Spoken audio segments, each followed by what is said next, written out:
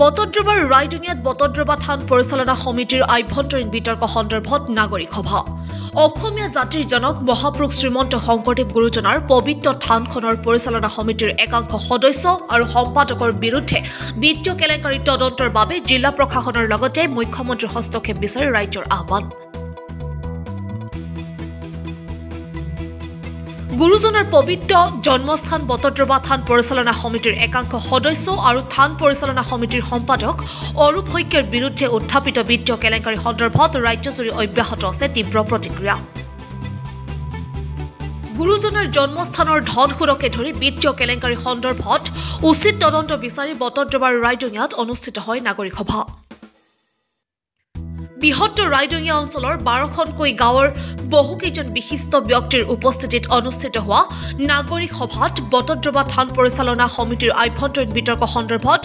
বহুকেইটা গুৰুত্বপূৰ্ণ আলোচনা কৰাৰ লগতে কেনেদৰে অসমীয়া জাতিৰ ধৰ্মীয় পীঠস্থানখনৰ গৰিমা অক্ষুণ্ণ ৰাখিব পাৰি সেই বিষয়ে আলোচনা কৰে উপস্থিত থকা ৰাইজসকলে। বটদ্ৰৱা থান পৰিচালনা সমিতিৰ আভ্যন্তৰীণ বিত্তীয় কেলেংকাৰী সন্দৰ্ভত প্ৰশাসনৰ হস্তক্ষেপ বিচৰাৰ লগতে উচ্চ পৰ্যায়ৰ তদন্তৰ দাবী জনাইছে নাগৰিক সভাত। বটদ্ৰৱা থানত বিভিন্ন ধৰণৰ বেমেজালি হোৱা, সংঘাত হোৱা ৰাজহুৱাভাৱে আমি প্ৰত্যক্ষ কৰি আহিছোঁ। সংবাদ মাধ্যমতো এইবিলাক প্ৰকাশ পাই আহিছে আৰু শেহতীয়াকৈ যি ধৰণৰ পৰিস্থিতি, আনকি মাৰপিটৰ পৰ্যায়লৈকে যোৱা পৰিস্থিতিৰ সৃষ্টি হৈছে, আমি সকলোৱে গভীৰ উদ্বেগ প্ৰকাশ কৰিছোঁ যে অসমীয়া জাতিৰ আত্মাস্বৰূপ শ্ৰী শ্ৰী বটদ্ৰৱা থানৰ ভাৱমূৰ্তি ম্লান হৈছে। আমি শংকৰী সংস্কৃতিত বিশ্বাসী লোকসকলে অন্তৰত বৰ আঘাত পাইছোঁ আৰু তাত যিবিলাক অভিযোগ প্ৰতি অভিযোগ উঠিছে তাৰ কোনটো সত্য কোনটো অসত্য সেইটো বিচাৰ কৰাৰ পৰিৱৰ্তে আমি প্ৰথম কথাটো হৈছে যে আমি তাত পৰিচালনা সমিতিখনক আজি ৰাইডঙিয়াত অনুষ্ঠিত এই নাগৰিক সভাৰ পৰা আমি আহ্বান জনাইছোঁ যে তেখেতসকলে অতি শীঘ্ৰে এখন সাধাৰণ সভা আয়োজন কৰি, বিশেষ সাধাৰণ সভা আয়োজন কৰি তেওঁলোকৰ বিৰুদ্ধে উঠা অভিযোগবিলাকৰ স্পষ্টীকৰণ দিয়ক আৰু তেওঁলোকে কি কৰিছে, কেনেকৈ গোটেই কথাবিলাক চলিছে সেইবিলাকক ৰাজহুৱাভাৱে জনাওক। আৰু আমি জিলা প্ৰশাসনকো অনুৰোধ জনাইছোঁ যে যিহেতু ইতিমধ্যে বিষয়টো কোৰ্টলৈকো গৈছেগৈ, মাৰপিটৰ পৰ্যায়লৈকে গৈছে, গতিকে আমি জিলা প্ৰশাসন আৰু অসম চৰকাৰক অনুৰোধ জনাইছোঁ যে বটদ্ৰৱা শ্ৰী শ্ৰী বটদ্ৰৱা থান পৰিচালনাৰ ক্ষেত্ৰত যিমানবিলাক দুৰ্নীতি, কেলেংকাৰী, অভিযোগৰ উত্থাপন হৈছে সেই গোটেইবিলাকৰে এটা প্ৰশাসনিক পৰ্যায়ত তদন্ত কৰিব লাগে আৰু যদি প্ৰয়োজন হয় তেতিয়াহ'লে তদন্তৰ কালছোৱাত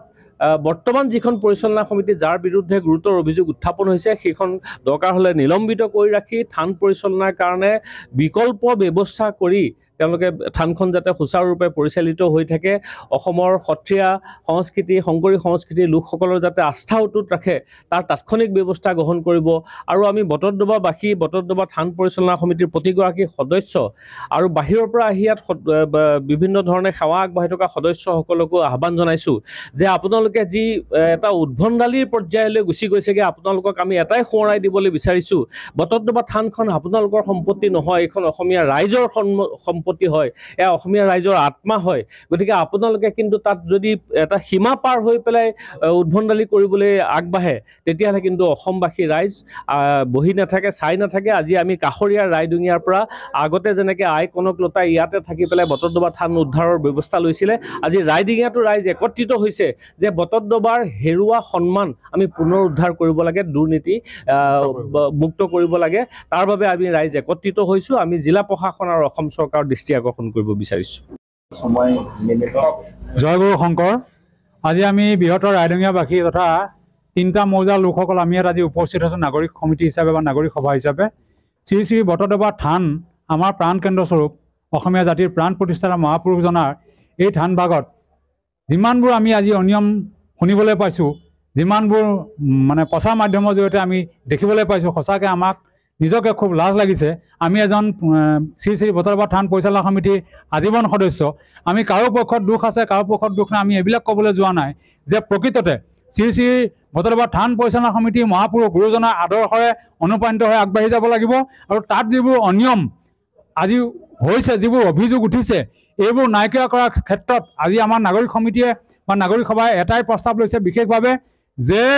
অচিৰেই বা অতি সোনকালে শ্ৰী শ্ৰী বটদ্ৰৱা থান পৰিচালনা সমিতিয়ে সকলো সদস্যকে আমন্ত্ৰণ জনাই এখন জৰুৰী সাধাৰণ সভা আহ্বান কৰক আৰু তেখেতসকলে সেই জৰুৰী সাধাৰণ সভাতে ক'ত কি খেলি মেলি হৈছে, ক'ত কি অনিয়ম হৈছে, কোনে কি কৰিছে, সবিশেষ তথ্য দাঙি ধৰক আৰু সাধাৰণ সভাৰ পৰাই এটা শুদ্ধ সিদ্ধান্তৰ জৰিয়তে এই ব্যৱস্থাখিনি গঠন কৰি